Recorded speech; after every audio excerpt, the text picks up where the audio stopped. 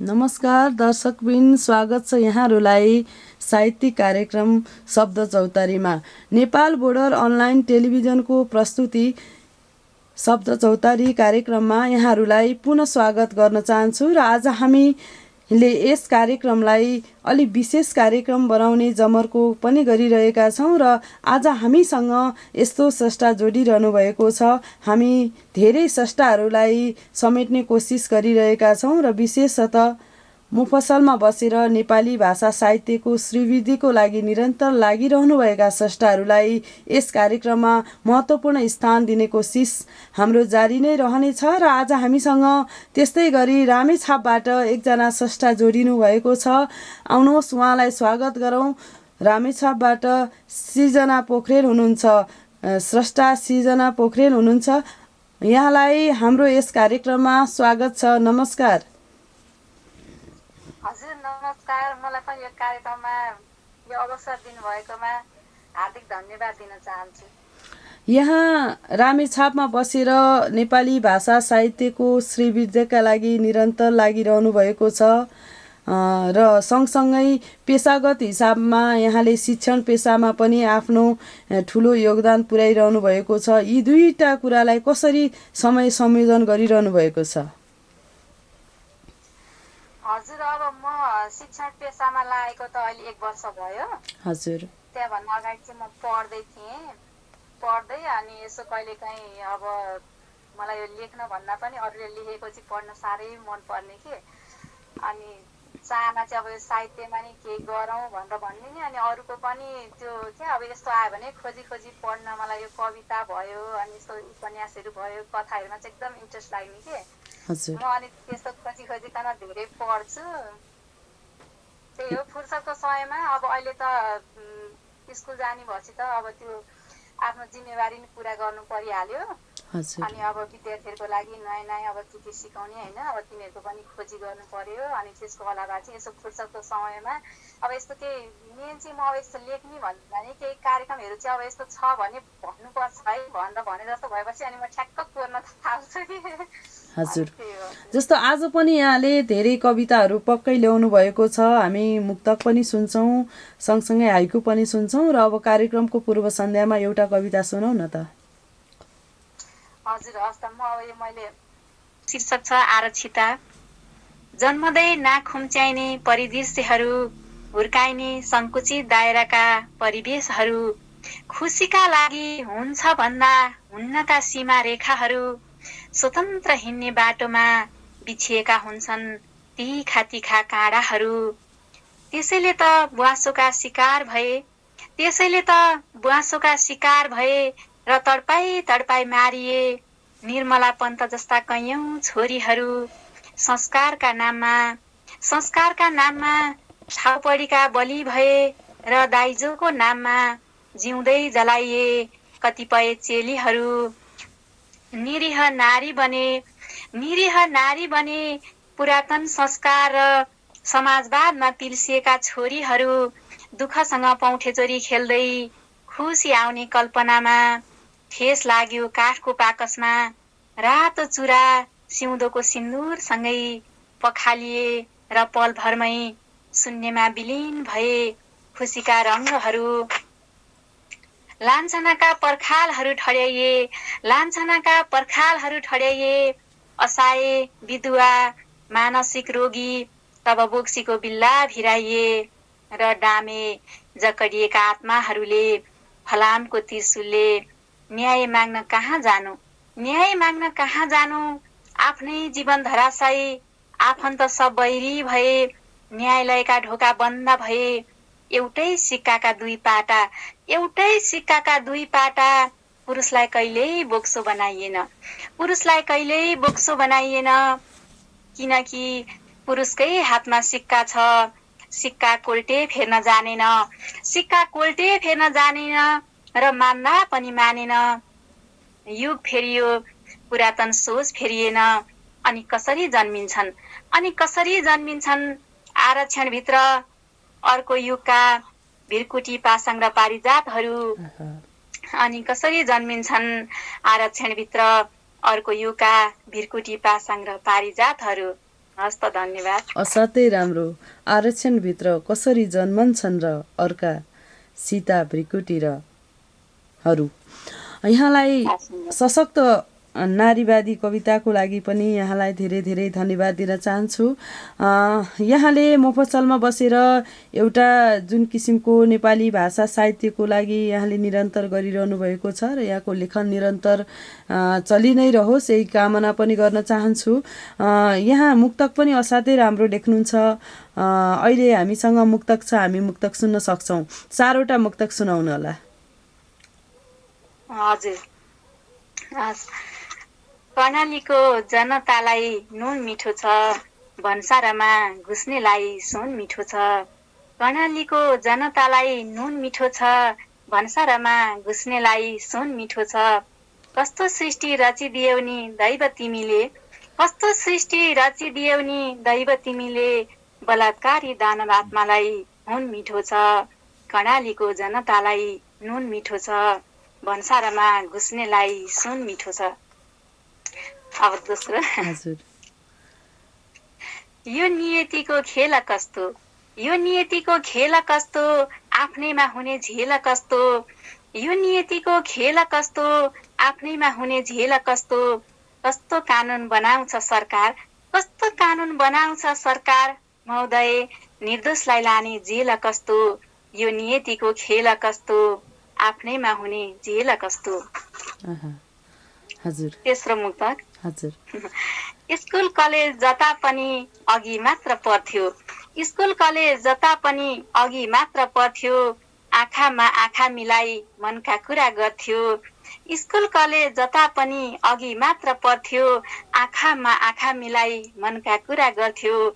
मुटु सुम्पी उसैलाई विश्वासमा पर्दा, मुटु सुम्पी उसैलाई विश्वासमा पर्दा, बैगुनीले मनभरि पीडाहरू भर्दियो। स्कुल कलेज जता पनि अघि मात्र पर्थ्यो, आँखामा आँखा मिलाई मनका कुरा गर्थ्यो। हजुर।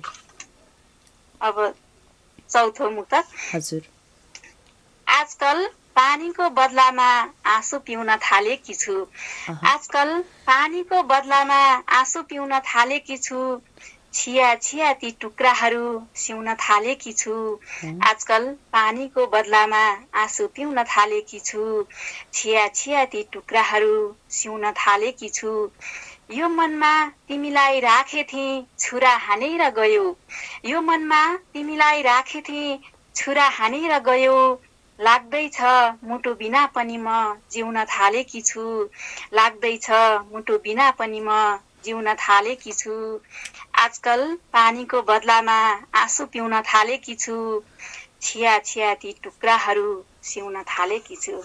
प्रेमिल मुक्तकको लागि र असाध्यै राम्रो मुक्तक वाचनको लागि पनि यहाँलाई धेरै धन्यवाद दिन चाहे। यहाँ जसरी मफसलमा बसेर एउटा नेपाली भाषा साहित्यको लागि निरन्तर लागिरहनु भएको छ, लेखिरहनु भएको छ, गरिरहनु भएको छ, सँगसँगै एउटा शिक्षण पेसामा पनि यहाँ आबद्ध हुनुहुन्छ। खास गरेर मफसलमा रहनुभएका नारी स्रष्टाहरूको अवस्था कस्तो छ र अझै भन्नुपर्दा यहाँको जिल्ला रामेछापमा रहनुभएका स्रष्टाहरू, नारी स्रष्टाहरू अथवा समग्र स्रष्टाहरूको अवस्था चाहिँ कस्तो छ?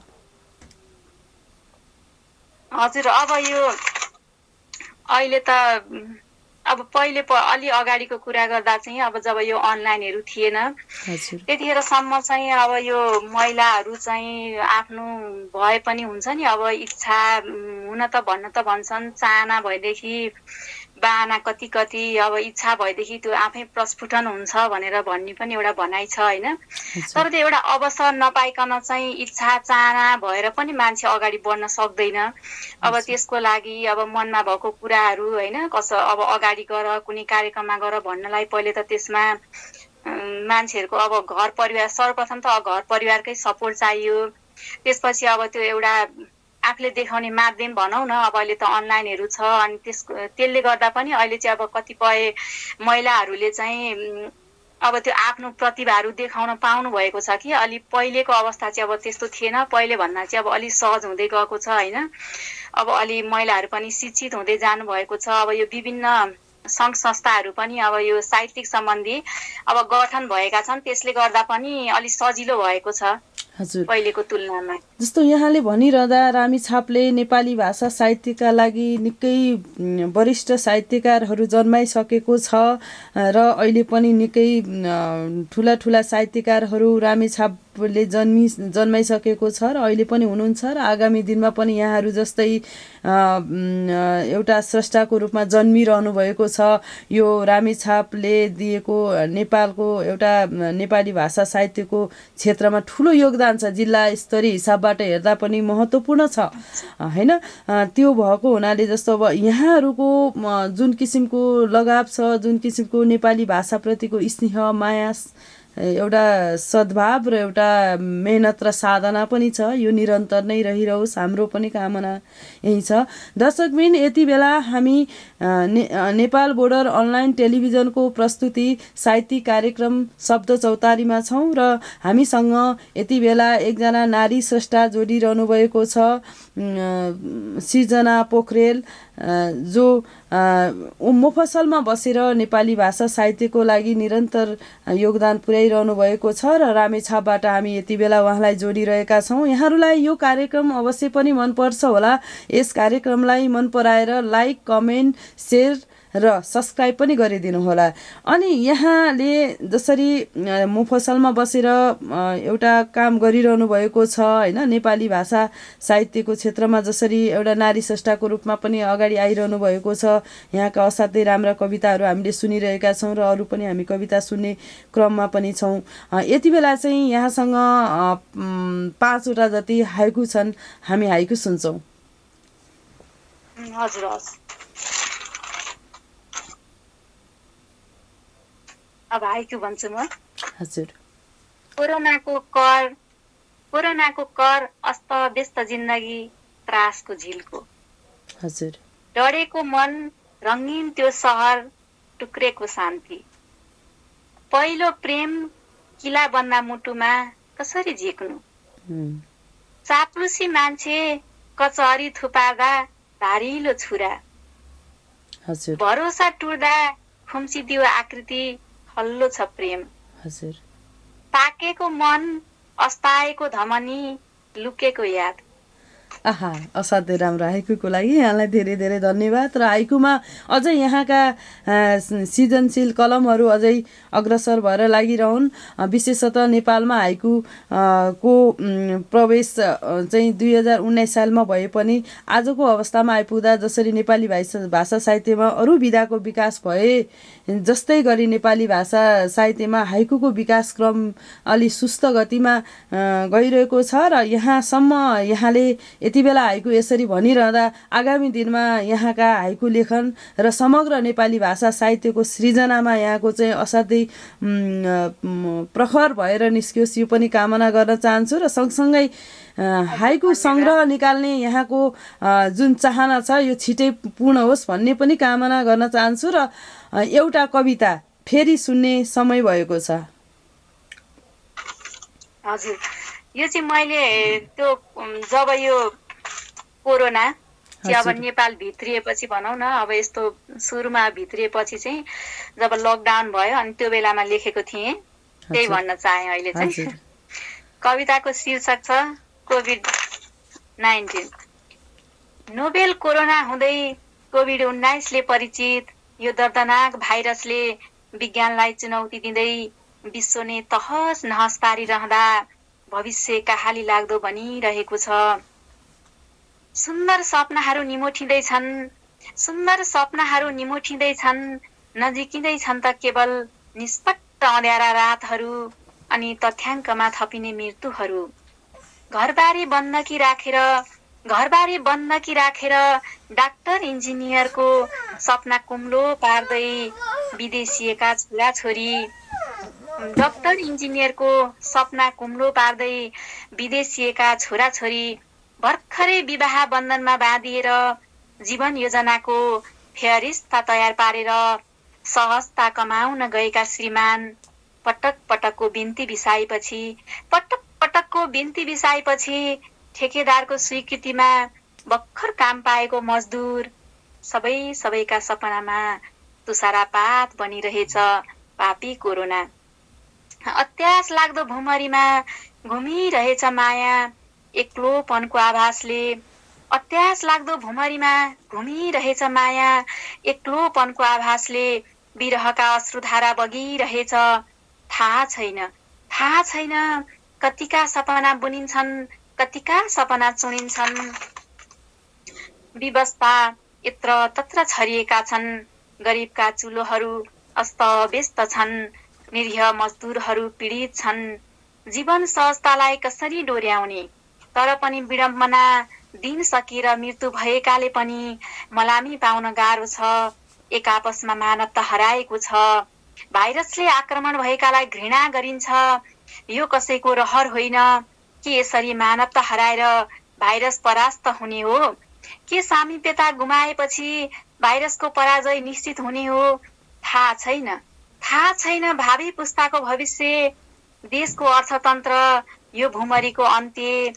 त्यसैले भौतिक दूरी कायम राखे पनि मानवता नहराओस्, भाइचारा नगुमोस्। धन्यवाद। असाध्यै राम्रो कविता र समसामयिक विषयसँग सम्बन्धित कविताको लागि यहाँलाई धेरै धेरै धन्यवाद दिन चाहन्छु।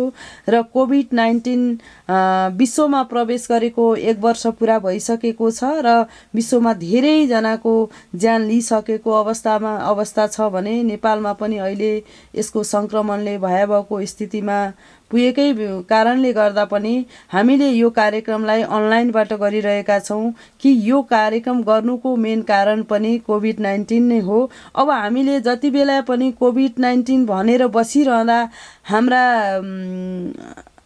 सम्पूर्ण कुराहरू त्यो सँगै धेरै निराशातिर जाने भएको हुनाले हामीले यी कुराहरूलाई अब पछाडि राखेर नै कार्यक्रमलाई अगाडि बढाइरहेका छौँ र यहाँले समग्रतालाई एउटा कवितामा समावेश गर्नुभयो, त्यसको लागि धेरै धेरै धन्यवाद दिन चाहन्छु। र मैले पनि यस कार्यक्रमबाट सम्पूर्ण कोभिड-19 का कारणले जसले जुन जुन ठाउँबाट ज्यान गुमाउनु भयो उहाँहरूको लागि हार्दिक श्रद्धाञ्जली। जो कोभिडसँग लडिरहनु भएको छ उहाँहरूको शीघ्र स्वास्थ्य लाभको कामना, र जसले कोभिडलाई जित्ने कोसिस गरिरहनु भएको छ, भौतिक दूरी कायम गरेर आफू सुरक्षित कसरी हुने भन्ने किसिमको आफ्नो एउटा सोच बनाइरहनु भएको छ, त्यसमा पनि यहाँहरू सचेत हुनुहोला। यस कार्यक्रमबाट मैले त्यही नै आग्रह र अनुरोध पनि गर्न चाहेँ कि यति बेला हामीले कोभिडलाई जित्नै पर्छ र भौतिक दूरी कायम राखेर आफ्ना दैनिक जीवनहरू,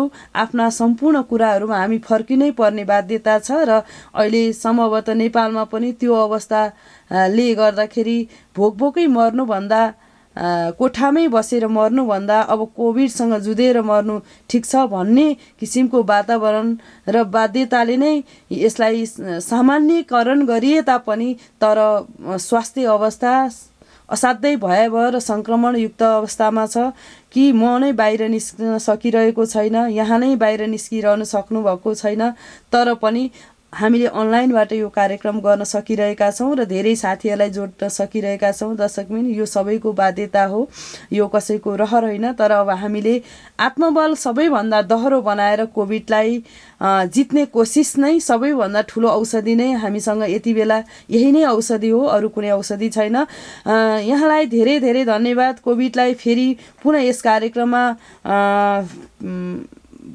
कुराकानी, कोभिडको विषयमा कुराकानी गर्ने एउटा कविता नै यहाँले वाचन गरिदिनु भयो, त्यसको लागि धेरै धेरै धन्यवाद। र सँगसँगै आफ्नो व्यस्तताका साथ पनि यहाँ हाम्रो यस कार्यक्रममा उपस्थित भएर यस कार्यक्रमको गरिमा बढाइदिनु भएकोमा पनि धेरै धन्यवाद दिन चाहन्छु। र जाँदा जाँदै यहाँको कुनै एउटा अन्तिम कविता हामी सुनेर कार्यक्रमको बिट मार्छौँ।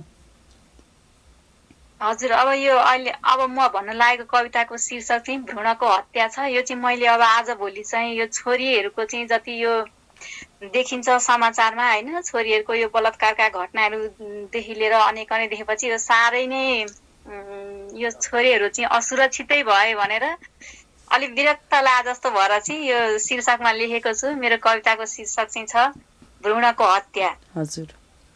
यो सुन्दर नगरी नेपालमा जन्मिएर विश्वमा सगरमाथा जस्तै ठडिएको मेरो शिर आजकल हरेक दिन देशका समाचार निहालिरहँदा गिरेको महसुस भइरहेछ। हत्या, हिंसा र बलात्कारका घटनाहरूले देश सजिरहेछ।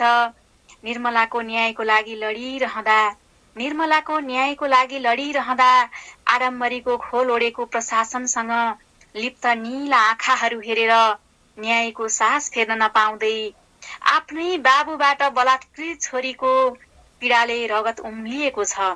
मुटुमा आगका ज्वालाहरू दन्किएका छन्। खै मानवको संवेदनशीलता कहाँ मर्यो? आफैले सृष्टि गरेको सुन्दर कोपिला कसरी निमोठ्यो? छोरीको चित्कारले शरीरभरि रगतका टाटाहरूले उसको हृदय काँपेन? विश्वास अब कहाँ बाँकी छ? विश्वास अब कहाँ बाँकी छ? अनि आफैलाई प्रश्न गर्छु, के शान्तिका अग्रदूत गौतम बुद्ध यही देशमा जन्मिएका हुन्? बुद्धका बाणीहरू कहाँ गए? शान्ति र स्नेहका फूलहरू ओइलाएर झरिसके। आँसुका दह र रगतका भेलहरू बग्दै महासागर बन्दैछन्। आँसुका दह र रगतका भेलहरू बग्दै महासागर बन्दैछन्। एक एक फूल गरेर बनेको सुन्दर बगैँचा एक आपसमा निमोठिँदैछन्। अब मान्छेले मान्छे काट्न थालेपछि यी पीडादायी क्षेप्यास्त्रहरूको प्रहारले हरेक आँखाहरूमा अविश्वास छल्किएको छ। मनहरू भत्किएका छन्। विश्वासका महलहरू छरपष्ट भएका छन्। ती कोपिलाहरूको चित्कारले मेरो निन्द्रालाई गिज्याइरहेका छन्। ती कोपिलाहरूको चित्कारले मेरो निन्द्रालाई गिज्याइरहेछन्। सपनाहरूले पोलिरहेका छन्। चरपटे बेचेर छोरीको सपना किनिरहेकी एक आमा, चरपटे बेचेर छोरीको सपना किनिरहेकी एक आमा भावविह्वल भएर अदालतको ढोका ढकढक्याइरहँदा आकांक्षाको फूलबारी ध्वस्त बनाएको छ। जीवनमा शून्यता छाएको छ। गिद्धे दृष्टिले पल पलमा आक्रमण गर्दा त्रसित भएर विद्यालय गएका नानीहरू सुरक्षित घर नफर्कँदा छोरी बुहारीको जीवन सुरक्षित नभएपछि निरीह भई मैले भ्रूणको हत्या गरेको हुँ। हस्त धन्यवाद। असाध्यै मार्मिक कविता सुनाउनुभयो यहाँले कि नारी को सृष्टि नै अब अन्त्य गर्नुपर्ने अवस्थाको आङ्कलन यहाँको कविताको भावले बोलिरहेको छ र यहाँको शीर्षकले पनि त्यही अनुमान गर्न लगाइसकेको छ कि यहाँ नारी र छोरी चेलीको सम्मान भएन, अब यो सृष्टि नै अन्त्य गर्दैछौँ भन्ने एउटा महत्त्वपूर्ण सन्देश र पीडादायी कुरा यहाँको कविताबाट नै हामीले बुझ्न सक्यौँ। हस्त यहाँले व्यस्तताका साथ पनि हाम्रो यस कार्यक्रमलाई समय दिनुभएकोमा धेरै धेरै धन्यवाद दिन चाहन्छु। हजुर, मलाई पनि हजुरले यो नेपाल अनलाइन बोर्डर टेलिभिजनको यो शब्द चौतारी कार्यक्रममा चाहिँ म भर्खर अब यसो लेख्न थालेको होइन, बामे सर्न थालेको मान्छेलाई चाहिँ यहाँसम्म यो हजुरको कार्यक्रममा चाहिँ यो 2-4 शब्द राख्ने, मेरो एक दुईवटा कविता वाचन गर्ने अवसर दिनुभयो। त्यसका लागि हजुर लगायत हजुरहरूको यो टिमलाई म हार्दिक धन्यवाद दिन चाहन्छु। हजुर, हस्, धन्यवाद। दर्शकबिन, आज हामीले नेपाल बोर्डर अनलाइन टेलिभिजनको प्रस्तुति शब्द चौतारी कार्यक्रममा हामीले रामेछापबाट सृजना पोखरेलसँग बस्यौँ र उहाँका कविताहरू, मुक्तकहरू र हाइकुहरू सुन्ने अवसर जुटायौँ। अब आगामी दिनमा पनि यस्तै व्यक्तित्वका साथ हामी अवश्य उपस्थित हुने नै छौँ। त्यतिन्जेलका लागि म रेणुका भट्टराईलाई बिदा दिनुहोस्। नमस्कार।